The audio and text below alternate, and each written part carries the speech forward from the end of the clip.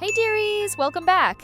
What's the last cartoon you watched? Because today we're talking about the dark truths behind cartoons, and in one of these stories, a girl literally eats her mom. So, if you love your mom and want to keep her safe, make sure to like the video, subscribe, and turn the bell on right now. Trust me, I'll protect you. Imagine if you had a secret sibling just hiding under your bed, or in Peppa's case, locked away in the basement. So, it turns out that Peppa Pig actually has an evil older sister. Do you have an evil older sister? Well, let's watch this video to find out what's really going on. Have you ever realized a terrifying truth? Peppa's parents actually locked away their first daughter. Her name was Poppy, a fragile child with autism. If you search Poppy Pig on Google, you'll find that this character does exist. The reason she's not part of Peppa's story is because Daddy Pig locked her in the basement. Do you remember the cover of the first season? When Peppa's whole family is standing outside for a photo, who's that standing in the window? Whoa, okay, wait a minute. I actually remember this, but I thought it was like her grandma or something. A similar situation appears on the cover of the fourth season. So, in the episode where the power goes out, when Daddy Pig goes down to check the fuse box, he's touched by something. Who put that there? Could this be Poppy's doing? Perhaps she even wants to lock Daddy Pig and Mummy Pig in the basement. Do you recall seeing a scoreboard on Mummy Pig's computer with a game on it? The first 6 scores correspond to Peppa and her friends, but strangely, the 7th score shows the number 142. Take a closer look at it. This refers to episode 142 of Peppa Pig, which is about the Rabbit sisters. But have you noticed? Peppa and Poppy are also sisters. And there's another strange thing on Mummy Pig's computer. A photo of Peppa's birth. Daddy Pig says it was taken when they first moved in. But have you noticed anything odd? Take a close look at the child in the backseat of the car. That's clearly not Peppa. Lil bro, I'm pretty sure that's just luggage, but whatevs. Because Peppa was too young at that time to sit alone in the backseat. That would be illegal. So this could very well be Poppy. So, I did some detective work, dearies. I went through all the clues, connected the dots, pieced the mystery together. Okay, fine. I just Googled it. This is the official artwork for Peppa Pig. And as you can see, in the window, there's a little pig that looks like Peppa, but Peppa's also outside. Now, one thing we need to understand is that everyone makes mistakes. I do all the time. Even after uploading a video, I'll realize hours later that I messed up. I missed some edits on my last video too. So, I want to say that this was just overlooked. Since this was one of the first drawings released of Peppa Pig, the animators probably didn't finalize if they wanted 4, 5, or 6 pigs in the family. And this was likely one of their many art pieces. They probably saw it right after they uploaded it and said, oh well, it's not a big deal. No one's gonna make up crazy stories about children being locked up in the basement. They had no idea how many creepy stories people would make up. And that's exactly what this is, dearies. Just a silly, creepy story. Do you love your mom? Well, since you liked and subscribed, I'm pretty sure you love her. But now let's talk about someone that doesn't love their mom. And her name is Peiko-chan. Now this is kinda scary, but don't worry, I'll be in the corner if you need me. Watch till the end if you're brave enough. Let's talk about Peiko-chan. So Differently Peiko-chan is a cartoon that is for kids. And it's famous. It is a candy that is from Japan. But it has a dark story. That her mom and her brother is poor. So they don't have a food to eat. And the mom has an idea. Her mom broke her arm and let them eat the mom's arm. And Peiko-chan started eating her mom's arm. And Peiko-chan killed her mom and eat her. And when you search Peiko-chan, you see the tunge is out is it because she is looking at her mom's blood. Peiko-chan is the face of Fujiya, a candy company.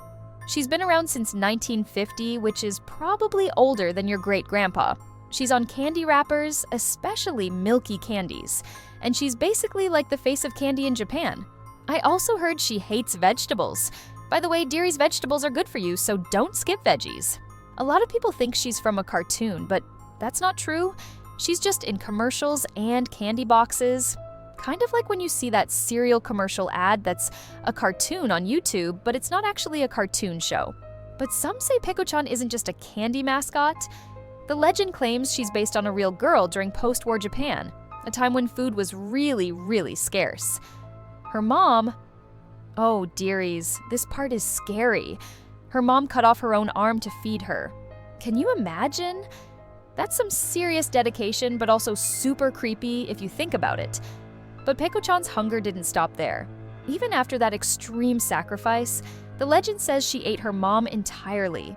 Of course, dearies, this is just a legend, so don't worry, she's just a candy mascot. But I did hear that if you leave some candy out at night, Peiko-chan might come for it. And if she's hungry enough, she won't stop with just the candy. Do you have a pet? Is it a cat? Is it a kitty cat? A whittle kitty cat? A whittle little kitty witty cat? A purr fuzzy wuzzy kitty witty cat? A whisker twitching, tail flicking, nap loving, fish chasing, moon jumping, laser chasing, oh so fluffy kitty witty cat? Phew, that's a lot of kitties, dearies. Speaking of famous kitties, have you ever heard of Hello Kitty? Apparently she's evil and she's gonna getcha. You gotta watch this clip to understand. The dark story behind Hello Kitty. Hello Kitty is a very popular Japanese cartoon character. You probably have noticed that Hello Kitty doesn't have a mouth. It all started with a mom whose daughter had mouth cancer. And the terrible thing was doctors were unable to help save her. She went to various churches, but it didn't help, so she decided to make a deal with a demon. The deal was to make a character called Hello Kitty in order for her daughter to live. Soon, the character was made and it blew up tremendously among children. Kids who owned a Hello Kitty doll or toy didn't know that they were playing with a demon. Huh. Demon. What? Nah. Dearies, let's slow down for a second. The story says there was a mom with a sick kid, like really sick, and she supposedly made a deal with a demon. And the demon was Hello Kitty. Bruh, this demon really picked the name Hello Kitty? Bro probably gets laughed at in the demon realm. I know, it sounds ridiculous. A tiny cartoon cat with a bow, that's supposed to be evil? Here's the truth, dearies, it's all totally made up. Hello Kitty was created by Sanrio in 1974, and she's literally just a cute little cat. There's no dark magic, no demonic deals, and she's not lurking in your bedroom at night. The story is one of those internet legends where people take something innocent and twist it into a horror tale, and somehow I ended up reading it aloud to you. Oops. Dearies, I forgot who the bad guy was in SpongeBob, do you remember? Was it Patrick Star? Yeah, that's it. Yes, dearies, the memories are coming back to me. The villain in SpongeBob is Patrick. Oh, you don't believe me? Well, watch this clip to find out who the real villain is in SpongeBob. There's a detail in SpongeBob that forever changed how I see the show. One of Mermaid Man's running gags in the earlier seasons was for him to panic and cry out the word at the mere thought of evil. Except that's not exactly what it is. In Mermaid Man and Barnacle Boy 2, the heroes talk about villains with SpongeBob, and even run into two villains they had a history with. If anything would trigger Mermaid Man, it would be them. But Mermaid Man stays level-headed throughout the episode. So what is it that triggers Mermaid Man's panic attacks? It's the presence of one oddly specific character, Patrick Star. No offense, but if Patrick was near me, I'd have panic attacks too. I mean, this guy literally blew up the Krusty Krab at one point. In the first Mermaid Man and Barnacle Boy episode, Mermaid Man gets triggered when SpongeBob and Patrick both visit them at the retirement home. Then SpongeBob goes by himself. And while Mermaid Man is senile, he doesn't panic. At the end of the episode, SpongeBob and Patrick are together again, and the heroes spend time with only SpongeBob in their second episode, so we know SpongeBob isn't the trigger. But then in Mermaid Man and Barnacle Boy 3, the episode where SpongeBob and Patrick are house-sitting for the superheroes, Patrick jumps into the scene, and right on cue, Or Mermaid Man's just kinda slow, you know? I mean, he's pretty old. Don't most old people take like 3 tries to remember why they walked into a room? the show seems to go out of its way to show us that there's a connection between Mermaid Man's panic attacks and Patrick being in his proximity, which is an oddly specific detail in a show without much consistency. And yes, I could write this off as happenstance, but why are Patrick and Mermaid Man the only 2 characters who know how to set Mermaid Man's utility belt to Wumbo? Well, it should be set to W for Wumbo. Did you set it to Wumbo? That is kinda sus. Why do you know that, Patrick? What secrets are you hiding? And I am now convinced that Patrick Star used to be a supervillain, but not just any villain, the most dangerous foe that Mermaid Man and Barnacle Boy have ever faced. So the theory basically ends by saying that Patrick is pretending to be dumb, so nobody suspects he's actually Bikini Bottom's most dangerous person. Patrick has a lot of superpowers, and he was an old villain back when Mermaid Man was young. What I think could have happened is that Mermaid Man and Barnacle Boy faced off against the real-life Dreaded Patrick. Except they missed a single piece of the Dreaded Patrick, and that little piece grew into a new version of the villain, the starfish we know today. This new version grew up alongside SpongeBob, maybe unaware of who he was until much later in life. This is why the now elderly heroes can't recognize Patrick, but his presence is still enough to trigger Mermaid Man.